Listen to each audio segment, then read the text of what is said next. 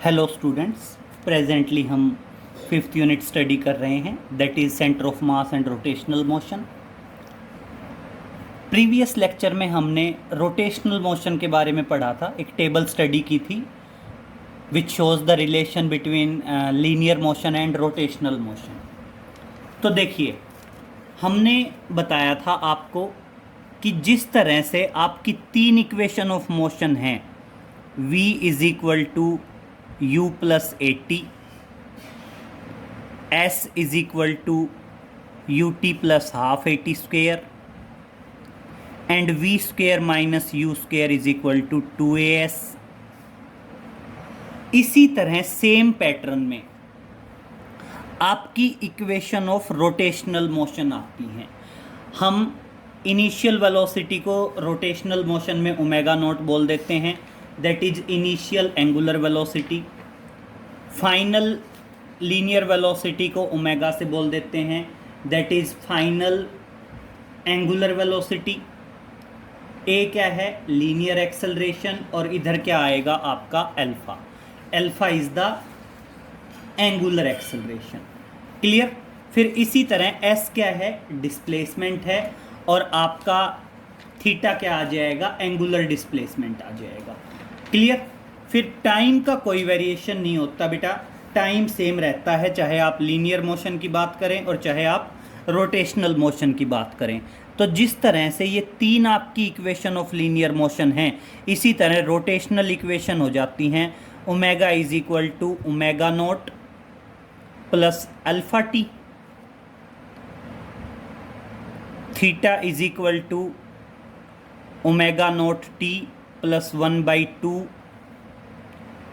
Alpha T square, and last one आएगी omega square minus omega nought का square, that is equal to 2 alpha theta. Clear? क्या आएगी? That is equal to 2 alpha theta. तो बेटा ये क्या है आपकी? These are the equations of rotational motion. और अब हम क्या करेंगे?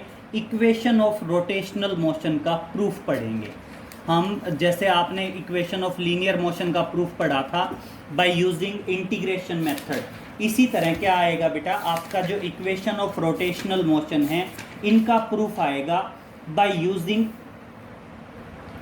That is integration method. Integration method कह दीजिए उसको, या उसको कह सकते हैं that is by using the calculus method. Clear? जिस तरीके से आप करना चाहें, इंटीग्रेशन मेथड बोल दीजिए या उसको बोल दीजिए कैलकुलस मेथड। तो देखिए, बात करते हैं इक्वेशन ऑफ रोटेशनल मोशन की। तो इक्वेशन ऑफ रोटेशनल मोशन में सबसे पहले हम आपकी फर्स्ट इक्वेशन की बात करते हैं। तो देखिए, फर्स्ट इक्वेशन में क्या आएगा? मान लीजिए हमारी पहली इक्वेशन है, that is omega is equal to omega not plus alpha T. Clear? अब मेरी बात सुनिए, मैंने इनमें बताया था आपको कि कभी भी आप ध्यान रखेंगे, डिस्प्लेसमेंट का जब भी इंटीग्रेशन होगा तो 0 से s तक होगा। Initial displacement 0, final s। Same इसी तरह कभी भी dt का इंटीग्रेशन होगा तो 0 से t तक होगा। dv का इंटीग्रेशन होगा तो u से v तक होगा, इनिशियल वेलोसिटी से फाइनल वेलोसिटी। सेम इसी तरह यहाँ पे अगर एंगुलर डिस्प्लेसमेंट का इंटीग्रेशन होगा तो 0 से थीटा तक, dt का सेम रहेगा 0 से t तक। सेम इसी तरह एंगुलर वेलोसिटी का इंटीग्रेशन होगा तो इनिशियल एंगुलर वेलोसिटी से और फाइनल एंगुलर वेलोसिटी तक होगा। क्लियर? तो ये अगर हमने प्रूफ करना है तो सबसे पहले स्टार्टिंग यहीं से करेंगे। We know that angular acceleration is equal to rate of change of angular velocity. यही है ना? Angular acceleration is equal to rate of change of angular velocity. Cross multiply करो, क्या आ जाएगा? Alpha D T is equal to D omega. अब क्या करेंगे? Integrating both sides, that is integrating both sides, दोनों तरफ इंटीग्रेट करते हैं। तो बेटा अल्फ़ा एंगुलर एक्सेलरेशन कांस्टेंट बाहर, और इंटीग्रेशन आएगा dt का। और मेरी बात सुनिए, मैंने पहले ही बताया था dt का इंटीग्रेशन 0 से t तक। सेम इसी तरह डी ओमेगा का इंटीग्रेशन ओमेगा नोट से और ओमेगा तक, ओमेगा नॉट से और कहाँ तक आएगा, ओमेगा तक आएगा। और अब समझिए बेटा dt का इंटीग्रेशन आएगा t, lower limit 0, upper limit t। D omega का इंटीग्रेशन आएगा omega, lower limit omega not, upper limit omega. Clear. और अब बस पुटअप करते जाओ, इंटीग्रेशन आपको पता ही है, एक बार अपर लिमिट, फिर माइनस का निशान लगा के लोअर लिमिट। सेम इसी तरह यहां पे अपर लिमिट और माइनस का निशान लगा के आपकी लोअर लिमिट। क्लियर। और अब देख लीजिए, ब्रैकेट खोल दीजिए, alpha T is equal to omega minus omega not. Omega not को इधर ले आइए और इस तरह से क्या आ गया, omega is equal to omega not plus alpha theta. Clear. अगर किसी को लीनियर इक्वेशन ऑफ मोशन याद हैं इंटीग्रेशन मेथड या कैलकुलस मेथड से, तो उसके लिए ये चीज़ें बिल्कुल आसान होने वाली हैं। नेक्स्ट बात करते हैं बेटा सेकंड वन। सेकंड वन है आपकी angular displacement is equal to omega not T plus 1/2 alpha T square. क्या है, अल्फा टी स्क्वेयर। इसको सॉल्व करने के लिए हम इस बार लेके चलेंगे एंगुलर वेलोसिटी को। और देखिए एंगुलर वेलोसिटी क्या होती है,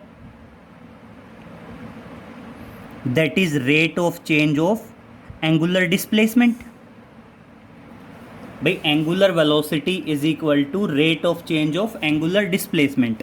क्रॉस मल्टीप्लाई कर दीजिए, क्या आएगा, omega D T is equal to D theta, that is angular displacement. फिर रेफरेंस देंगे कि हमने अभी अभी ये ड्राइव किया है कि ओमेगा इज इक्वल टू क्या होता है, omega not plus alpha T. Value put up करिए, तो ओमेगा की जगह मैं वैल्यू पुटअप कर रहा हूँ omega not plus alpha T, D T है ही, और that is equal to D theta. Bracket खोल दीजिए, क्या आएगा, omega not D T plus alpha T D T, that is equal to D theta. और अब सिंपल इंटीग्रेशन करना है। देखिए that is integrating both sides,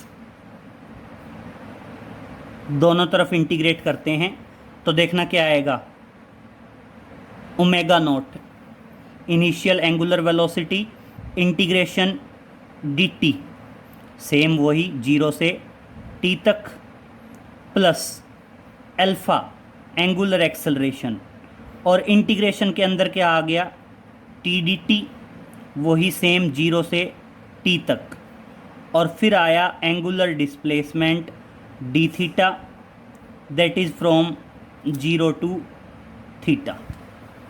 clear. कहाँ से कहाँ तक आ गया, 0 से थीटा तक आ गया। अब उसके बाद सुनिए, just upper limit lower limit integration करते जाइए।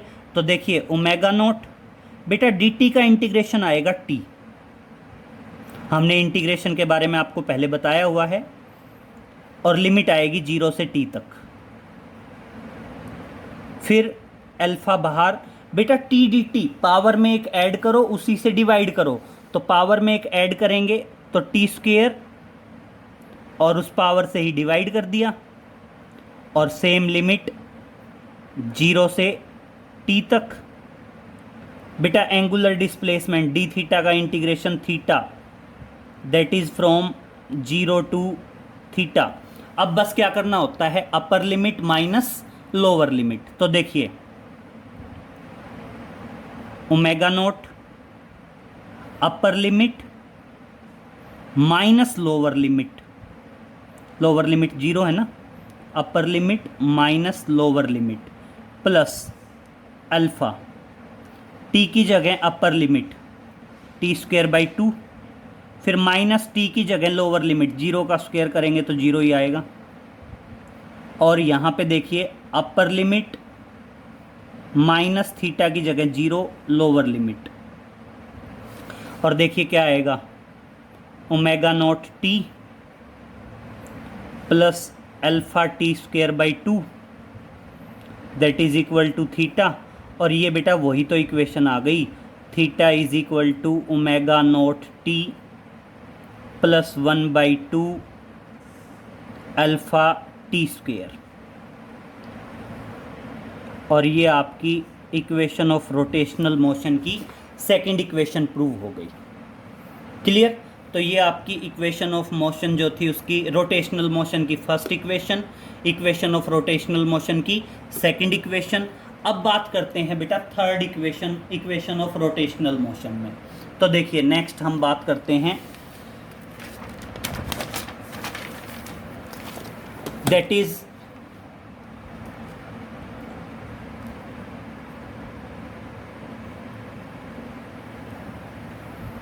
थर्ड इक्वेशन आएगी omega square minus omega note का square is equal to 2 alpha theta. Clear? तो देखिए इसकी शुरुआत कैसे करेंगे, we know that angular acceleration is equal to rate of change of angular velocity. Angular acceleration क्या आएगा, rate of change of angular velocity आएगा। अब देखना मैं इसको क्या कर दूं,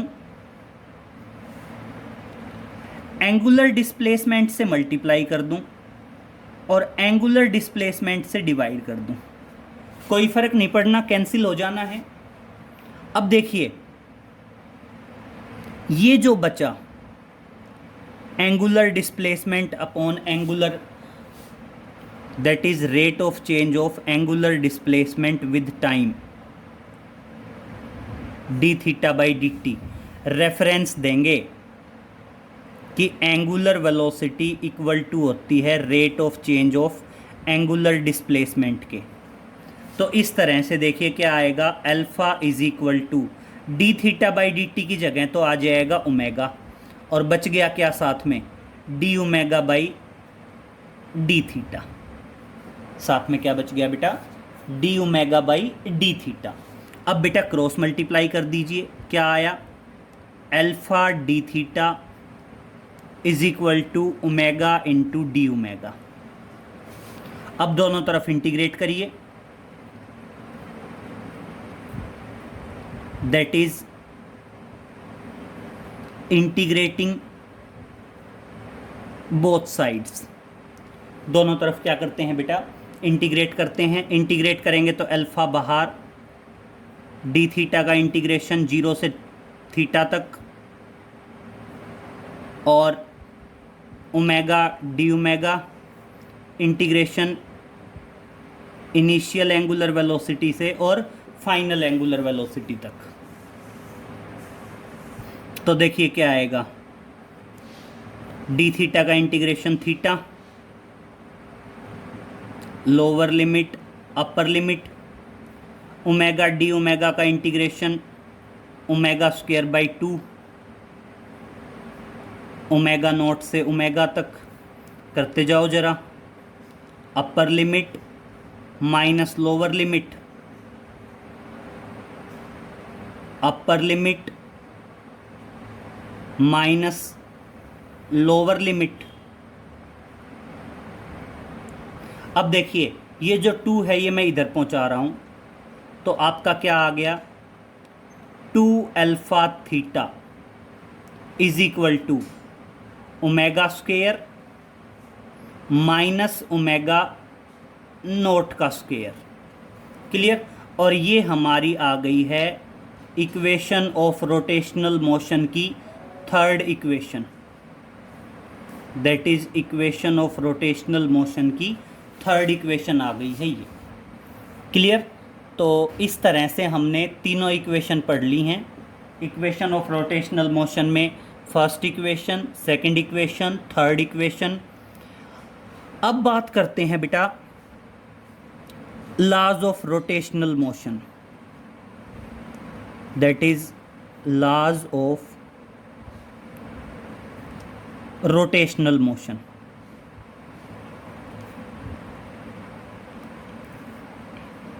that is laws of rotational motion, या इसको बोल देते हैं Newton's laws of rotational motion. Newton's laws of rotational motion एक ही बात है। Newton laws of rotational motion. अब समझिए बेटा क्या है पॉइंट, क्लियर करिए एक बार। तीन लॉ आएंगे। सबसे पहले बात करते हैं फर्स्ट लॉ की।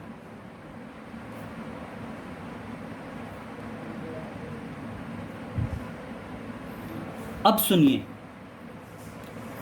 आप जरा Newton laws of motion remind करिए माइंड में। न्यूटन फर्स्ट लॉ क्या कहता था कि अगर कोई बॉडी रेस्ट में है तो वो रेस्ट में रहेगी, और मोशन में है तो वो कॉन्टीन्यूअसली कांस्टेंट वेलोसिटी से मूव करती रहेगी, अगर उसमें एक्सटर्नल फोर्स अप्लाई नहीं होता है तो। बस यहाँ पे दो ही बात हैं बेटा। आप क्या कहेंगे, बॉडी रेस्ट में है तो रेस्ट में रहेगी, रोटेशनल मोशन में है तो कांस्टेंट एंगुलर वेलोसिटी से मूव करती रहेगी। कब तक? अनटिल एनी एक्सटर्नल फोर्स की जगह क्या लिख देंगे, टॉर्क लिख देंगे। तो Newton first law of rotational motion क्या कहता है, if a body is at rest or in rotational motion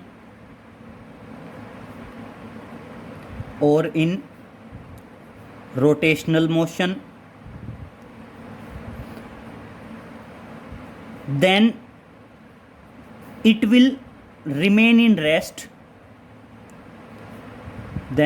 remain in rest, or rotating with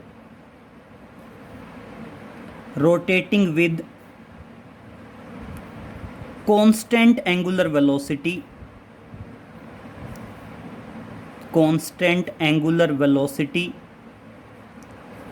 until any external torque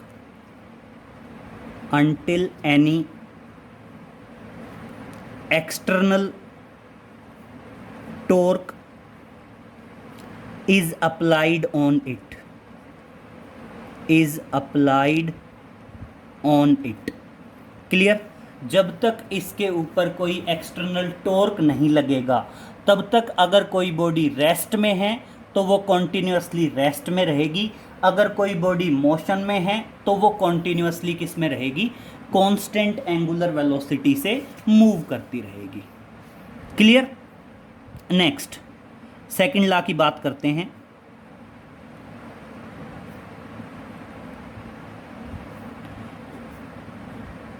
Newton laws of motion में second law क्या कहता है, rate of change of linear momentum is directly proportional to external force applied on it. तो इसमें क्या आएगा, the rate of change of linear momentum की जगह angular momentum, the rate of change of linear momentum की जगह लिख देंगे angular momentum. The rate of change of angular momentum is directly proportional to is directly proportional to the external torque applied on it. External torque applied on it. Clear? Next देखिए, बात करते हैं third law. अब देखिए third law क्या कहता है। एक तो न्यूटन लॉज ऑफ मोशन में थर्ड लॉ की बात करते हैं, वहां पे एक सिंपल सी रटी रटाई सी स्टेटमेंट थी, every action has equal and opposite reaction. बेटा इसका मतलब क्या है? इसका मतलब है कि एक बॉडी दूसरी बॉडी पे जितना फोर्स अप्लाई कर रही है उतना ही फोर्स दूसरी बॉडी पहली बॉडी पे अप्लाई करेगी। देखो न्यूटन थर्ड लॉ की स्टेटमेंट है, every action has equal and opposite reaction. इसका मतलब क्या है? एक बॉडी दूसरी बॉडी पे जितना फोर्स अप्लाई करेगी उतना ही फोर्स दूसरी बॉडी पहली बॉडी पे अप्लाई करेगी। ये तो है न्यूटन लॉज ऑफ मोशन। लेकिन अगर रोटेशनल मोशन की बात करूं तो मतलब जितना टॉर्क पहली बॉडी दूसरी पे अप्लाई करेगी उतना ही टॉर्क दूसरी बॉडी पहली बॉडी पे अप्लाई करेगी। तो Newton third law of rotational motion में क्या करेंगे? If a body apply torque on another body, if a body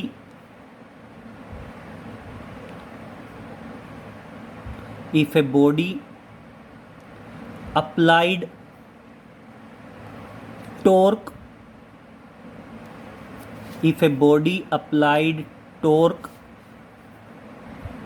on other body, then the second body apply equal amount of, if a body apply कर देना, if a body apply torque on second body, then second body apply equal amount of torque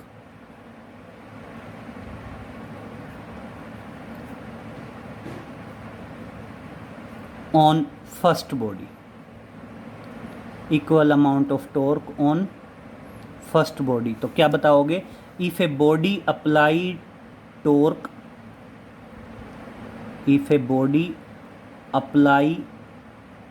torque on second body या other body, तो उसमें क्या आएगा? जो second body होगी बेटा, वो सेकंड बॉडी भी क्या करेगी? Equal amount of torque apply करेगी ऑन द फर्स्ट बॉडी। तो इस तरह से बेटा ये क्या आते हैं आपकी जो लॉज ऑफ रोटेशनल मोशन है, वो आप इनको कोरस्पॉन्डिंग में याद रखेंगे। न्यूटन लॉज ऑफ मोशन के कोरस्पॉन्डिंग में ही इनको देख लेंगे, अच्छे से याद रहेंगे। बस 2-3 चीज़ें रिप्लेस करनी होती हैं। लीनियर मोशन की जगह रोटेशनल मोशन आएगा, फोर्स की जगह टॉर्क आएगा, लीनियर मोमेंटम की जगह एंगुलर मोमेंटम आएगा। तो देखिए न्यूटन फर्स्ट लॉ तो क्या कहता था? कोई बॉडी रेस्ट में है तो रेस्ट में रहेगी, मोशन में है तो कांस्टेंट वेलोसिटी से मूव करती रहेगी जब तक फोर्स नहीं लगेगा। यहाँ पे क्या आएगा? बॉडी रेस्ट में है तो रेस्ट में रहेगी, रोटेशनल मोशन में है तो कांस्टेंट एंगुलर वेलोसिटी से रोटेट करती रहेगी जब तक एक्सटर्नल टॉर्क नहीं लगेगा। सेम न्यूटन सेकंड लॉ क्या था? Rate of change of linear momentum is directly proportional to external force applied. तो यहाँ पे क्या आ जाएगा? Rate of change of angular momentum is directly proportional to external torque applied on the body. Newton third law क्या था? कि एक बॉडी दूसरी बॉडी पे जितना फोर्स अप्लाई करेगी उतना ही फोर्स दूसरी बॉडी पहली बॉडी पे अप्लाई करेगी। तो सेम ये है कि एक बॉडी दूसरी बॉडी पे जितना टॉर्क अप्लाई करेगी उतना ही टॉर्क दूसरी बॉडी पहली बॉडी पे अप्लाई करेगी। क्लियर? नेक्स्ट हम बात कर रहे थे कोरस्पॉन्डिंग इक्वेशंस की। इन इक्वेशंस को बिल्कुल साथ साथ ध्यान रखना, ये चीज़ें ध्यान रखना। ये जनरली 5 फिजिकल क्वांटिटीज़ हैं जो रिलेट करती हैं। लीनियर मोशन और रोटेशनल मोशन। तो आपने बस ये ध्यान रखना है इनको कैसे रिप्लेस करना है। फिर अगर आपको लीनियर मोशन वाली इक्वेशंस आती हैं तो उसके कोरस्पॉन्डिंग में लेटर रिप्लेस करते जाना और आपकी रोटेशनल मोशन वाली इक्वेशंस आ जाएंगी। तो इस तरह से आज वाले लेक्चर में हमने दो अलग अलग चीज़ें पढ़ी हैं। एक तो पढ़ा है that is Newton laws of rotational motion, और एक हमने पढ़ा है that is equation of rotational motion. अब बेटा जो इक्वेशन ऑफ रोटेशनल मोशन है इनके ऊपर हमारे न्यूमेरिकल्स भी बन सकते हैं। जैसे हमारे इक्वेशन ऑफ मोशन के ऊपर न्यूमेरिकल्स थे ना कि भाई इतना फोर्स अप्लाई किया, वेलोसिटी इतने से इतने चेंज हो गई, तो आप फाइंड आउट करिए कि फाइनल वेलोसिटी क्या होगी। तो बिल्कुल उसी तरह के न्यूमेरिकल्स आपके किस पे बन सकते हैं बेटा, इक्वेशन ऑफ रोटेशनल मोशन पे बन सकते हैं। क्लियर? तो आप कुछ न्यूमेरिकल्स कैरिड आउट करके देखेंगे इक्वेशन ऑफ